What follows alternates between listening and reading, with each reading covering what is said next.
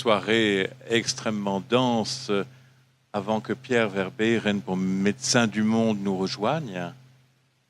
Et remercier encore une fois Saïd, Mouvement des Sans-Papiers, qui a très très clairement situé le rôle dans le capitalisme de ce qu'on appelait avant le Lumpenprolétariat, c'est-à-dire le prolétariat en guenilles, qui fait que la richesse produite par le capitalisme, elle a quand même été un petit peu dérobée à ceux qui la rendent possible.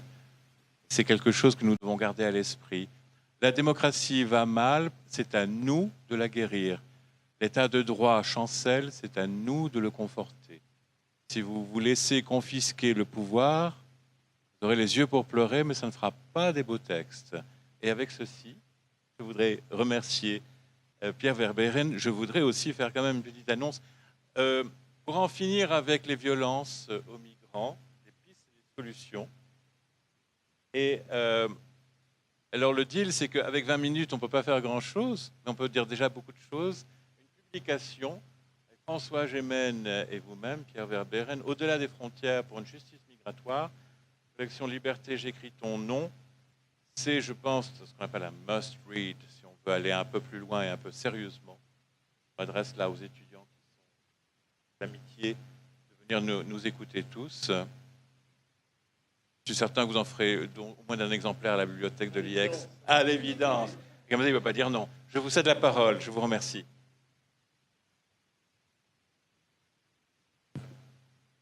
Oui. Félicitations d'abord, parce que franchement, il y a du contenu, c'est dense, et vous suivez, vous êtes toujours là. Donc vraiment, je voulais vous remercier. Je me mets un peu ici pour que ça bouge et que vous soyez Est-ce que ça vous réveille un petit peu? Parce que, non pas que c'est endormant du tout, mais parce qu'il se fait tard et que je veux vous aider à pouvoir soutenir. Donc, vous l'avez compris, Nicolas, Federica et Soti donc on présentait évidemment la situation telle qu'on la vit aujourd'hui et telle qu'elle pose problème.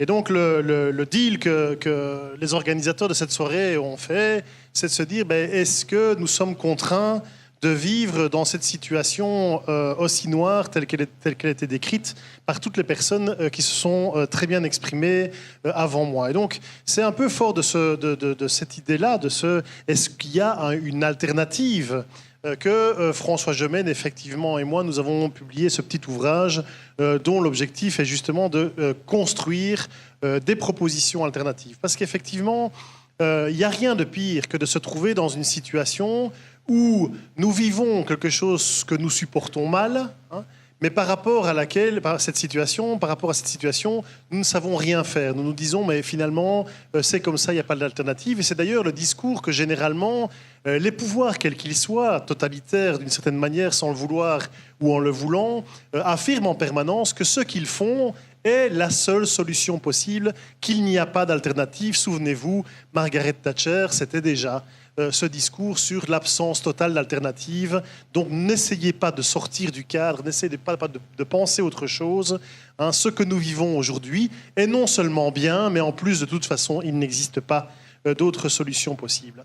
Et d'ailleurs, c'est un peu le problème dans lequel nous sommes enfermés, puisque en permanence, nous sommes en train de nous référer au discours dominant pour le critiquer. Et donc, quelque part, en ne portant pas un autre narratif, en ne racontant pas quelque part une autre histoire, nous avons du mal à faire en sorte que les citoyens se raccrochent à autre chose. Je me souviens par exemple de ce sondage du soir, catastrophe. On venait de publier le bouquin le même jour que que le jour de la publication de Théo Franken. Quelques semaines après, il y a un sondage qui sort en première page du soir qui dit 51% des Belges sont favorables à l'enfermement des enfants. Qu'est-ce que vous pensez de ça, vous qui arrivez avec un discours alternatif? Et ma réponse à ça consistait à dire 51% des Belges, ça veut dire d'une part qu'il y en a 49 qui ne le sont pas favorables, mais 51% des Belges reconnaissent que parce qu'on ne leur propose aucune solution alternative, eh bien, s'il faut enfermer des enfants, on serait prêt à aller jusque-là. Et donc, c'est pour moi l'enjeu majeur, c'est un enjeu de narration, un enjeu de récit, Un récit, c'est ce qui crée une collectivité. Toutes les collectivités sont construites sur des récits fondateurs, sur une identité profonde. Donc ce n'est pas juste un discours de journaliste ou un discours de scénariste ou un discours de littéraire. C'est simplement quelle est la croyance, quel est l'horizon qu'on se donne collectivement. Donc quand on parle de récit, quand je parle de narration, c'est évidemment pas pour raconter un film ou pour rédiger une BD, mais c'est pour solidariser des personnes et des collectifs autour d'un projet. Ce narratif, il est assez simple. D'abord, c'est commencer par arrêter de faire ce qui n'est pas acceptable. Tout simplement. Sotti l'a extrêmement bien expliqué. Toutes les mesures qui ont été prises par ce gouvernement et par l'Union européenne ont 4 impacts. Le premier impact, c'est que l'Union européenne n'est plus du tout crédible sur le champ de ses valeurs.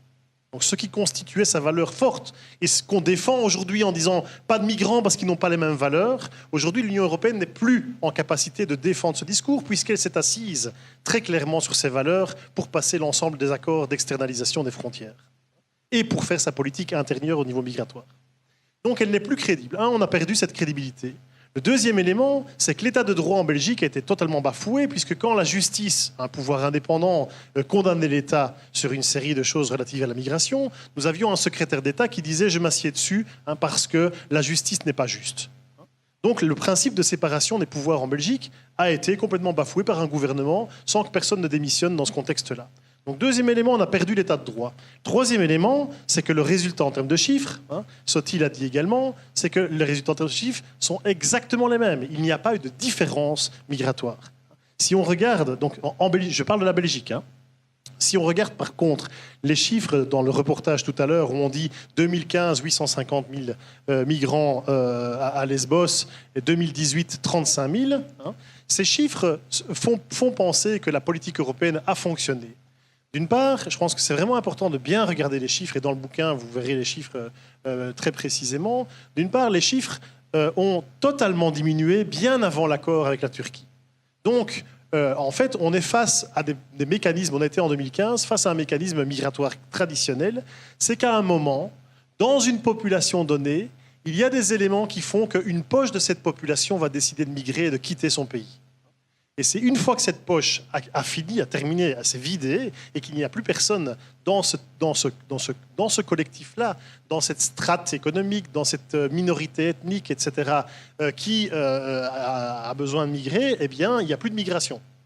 Donc on voit que, en fait, l'accord avec la Turquie est arrivé alors que la poche de migration venant de la Syrie essentiellement était vidée. Était en train de se vider et il est resté essentiellement par après encore quelques flux de Syriens, mais essentiellement des flux d'Irakiens et d'Afghans, parce que ces poches-là sont loin de se tarir. Si je peux m'exprimer en poche, et j'en suis vraiment désolé, croyez-moi bien, ce n'est pas du tout ma manière de parler de la réalité. Donc le troisième élément, c'est que les flux migratoires n'ont pas du tout changé. En Belgique, on est depuis toujours autour de 15 000 à 20 000 demandes d'asile, par exemple, avec parfois, en cas de crise, ça monte jusqu'à 40 000, on était à 38 000 ou 36 000 en 2016, l'année du plus fort impact de la crise migratoire, de ce qu'on appelait la crise migratoire. Donc le résultat est nul. Et le quatrième élément, c'est que les migrants en ont pris plein la gueule. Ça, je pense que c'est vraiment extrêmement important de l'entendre, parce que finalement, on est face à des politiques qu'on critique, on est face à des propos avec lesquels on n'est pas d'accord, etc. Et il y a une chose qu'on oublie, essentiellement, c'est la réalité quotidienne des personnes qui ont eu à subir cette situation. Nous avons, en Europe, très certainement 1 million à 2 millions de personnes qui subissent de plein fouet les discours de xénophobie, les pratiques discriminatoires, des paiements différés de leur travail, des paiements refusés de leur travail, des problèmes d'accès au logement, des problèmes d'accès à la santé, des problèmes d'accès simplement à l'éducation, etc., etc. Donc les gens en prennent plein la figure. Et quand vous êtes comme ça, de façon systématique, à en mettre plein la figure à une catégorie de population, eh bien, immanquablement, ça pose des dégâts de cohésion sociale, on l'a dit, mais ça pose aussi des dégâts pour ces personnes-là, qui vont être de plus en plus en difficulté de contribuer comme ils le demandent, et comme tu l'as bien rappelé, je te remercie pour ça. Donc ça, c'est pour terminer avec les constats. Mais donc, arrêter de faire ce qui est tout à fait inacceptable. C'est-à-dire reconnaître les décisions de justice tout simplement et les appliquer quand on est au gouvernement. C'est-à-dire ne pas enfermer des enfants parce que sur base des conventions auxquelles nous nous sommes engagés, parce que c'est aussi des questions de narration. Aujourd'hui, en permanence, on dit l'État bafoue des engagements internationaux, des obligations internationales. Donc le terme, la manière dont on qualifie, et les mots sont importants, la manière dont on qualifie la Convention européenne des droits de l'homme, le pacte économique et social de New York, etc., la manière dont on qualifie des grands engagements, des grandes avancées sociales et politiques de nos sociétés, c'est des obligations internationales. Donc vous voyez le terme, de quelle manière les termes sont utilisés pour faire en sorte que ce soit décrédibilisé. Donc il faut revenir sur simplement des mots qui veulent dire ce qu'ils veulent dire, ça veut dire des décisions de participer à un effort international pour arriver à des standards de qualité meilleurs. C'est ça le pacte de New York, c'est ça la Convention européenne des droits de l'homme, etc., etc. Donc je pense qu'on doit revenir à des termes qui sont corrects. Premier élément, arrêter de faire des choses qui sont inacceptables, c'est-à-dire arrêter les accords qu'on a avec la Turquie, arrêter les accords qu'on a dans le processus de Khartoum, arrêter les accords que nous avons avec la Turquie. Ça me paraît être la première chose, c'est-à-dire simplement stopper les choses qui sont tout à fait inacceptables et arrêter d'enfermer des enfants pour ce qui concerne notre territoire et appliquer les décisions de justice lorsqu'elles sont prises. C'est quelque chose qui me paraît quand même assez évident. Et puis la deuxième chose qui est extrêmement importante et qu'on peut faire tout de suite, parce que notre enjeu à nous, c'était évidemment de faire en sorte que si un jour un ministre reçoit la compétence de l'asile et des migrations, eh bien ils se disent qu'est-ce que j'en fais et qu'ils sortent de ce qui se passe aujourd'hui. François Gemène dit très bien, et je ne fais que le citer en revenant là-dessus, c'est qu'il dit qu'aujourd'hui, depuis en fait 30 ans en Belgique, nous avons toujours la même politique d'asile, c'est-à-dire une absence de politique, c'est de la gestion. Et de temps en temps, on voit émerger quelqu'un qui, au lieu de simplement gérer, en profite pour se faire une popularité. Mais de façon générale, on est dans le management. Et parfois, ça se teinte de xénophobie pour augmenter sa popularité. Donc, comment sortir de ce management ? Premier élément, ensuite, après avoir arrêté simplement de faire des choses qui sont juste inacceptables, c'est de mettre en place, et Nicolas l'a dit également, des voies sûres et légales. Et il faut choisir. Il y a un moment où il faut se décider. Qu'est-ce que c'est qu'une voie sûre et légale ? Alors bien sûr, on pourrait simplement se dire, commençons par des choses comme rendre possible le regroupement familial. Aujourd'hui, le regroupement familial a été largement empêché par les décisions du gouvernement actuel et du gouvernement précédent, il faut le reconnaître. On pourrait imaginer cette voie-là. Le problème de cette voie sûre et légale, c'est qu'elle ne va pas toucher au cœur des nouvelles migrations. Elle ne va pas toucher au cœur de cette économie des passeurs. Elle ne va pas toucher au cœur du mécanisme qui fait que les gens migrent. Et donc, il faut en trouver une qui peut toucher tout le monde. Et la proposition qui se trouve dans le livre et qui est un immense débat, c'est de dire que nous ne voulons pas d'une immigration choisie, de sélectionner des personnes qui peuvent avoir accès au territoire. Et donc, à partir du moment où on veut que toute personne, à un moment, puisse se dire « moi, j'ai accès à une voie sûre et légale plutôt que devoir passer par des passeurs, de devoir prendre des risques énormes et en même temps, avec ces risques, financer des réseaux de criminalité ou en tout cas des réseaux illégaux, il faut que ça puisse toucher tout le monde. » Donc la proposition qui se trouve dans ce livre, mais qui est un immense débat en elle-même, mais qui a le mérite d'exister parce qu'on peut avoir un vrai débat dessus, c'est se dire il y a simplement le Parlement qui, chaque année ou tous les 2 ans, définit un quota de personnes qui peuvent migrer, non pas pour des raisons liées à la crainte pour leur vie, comme ce qu'on appelle un réfugié politique, un migrant pour des raisons politiques, ou pour des raisons humanitaires, mais pour des raisons simplement économiques. Donc j'ai le désir d'aller vivre ailleurs, et donc je souhaite appliquer pour migrer. Et la proposition qui est portée, c'est de dire que sur ce quota, les migrants sont tirés au sort.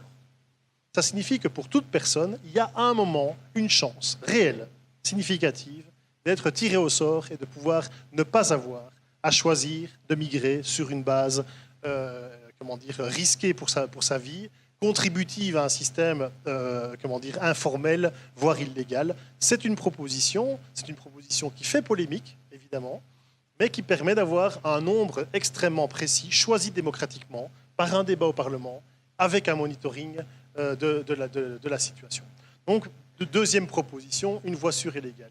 Et puis après, se dire tiens, qu'il y a une deuxième manière d'éviter que les gens ne prennent des risques complètement inconsidérés pour migrer, c'est de rendre possible la demande d'asile à partir du pays d'origine ou du pays de voisinage. Quand je dis rendre possible, ce n'est pas rendre obligatoire. Ça ne veut pas dire qu'on ne pourra plus demander l'asile en Belgique, mais ça permettrait à des personnes de dire voilà, ma situation est intenable dans mon pays, je peux légitimement craindre pour ma situation, pour ma survie, et donc je demande l'asile, mais je demande l'asile à partir de mon pays si c'est faisable, ou à partir du pays de voisinage, pour éviter ces trajets qui sont extrêmement coûteux en vie humaine. Donc, proposition alternative. Et alors là-dessus se greffe l'idée que les États européens qui le souhaitent, et pas tous les États européens, puisqu'on le voit, il n'y a pas de solidarité européenne.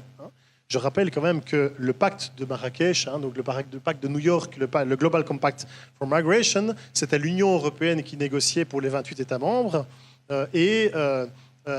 Malheureusement, l'Union européenne y a aussi perdu sa crédibilité, puisqu'il y a 3 des 28 membres de l'Union européenne qui se sont désolidarisés. Ça signifie qu'en termes diplomatiques, ça paraît con, mais en termes diplomatiques, chaque ambassadeur qui prend la parole, chaque ambassadeur d'un des pays de l'Union européenne qui prend la parole dans une négociation comme celle-là, commence par dire « je me rallie à la position de l'Union européenne qui dit ceci », et c'est toujours la même phrase, et puis il continue en disant « et la Belgique voudrait rappeler l'importance d'une ou deux choses qui lui semblent essentielles ». Donc les négociateurs, dans les négociations, commencent toujours par se rallier à une position de l'européenne qui a été déculottée par 3 États membres.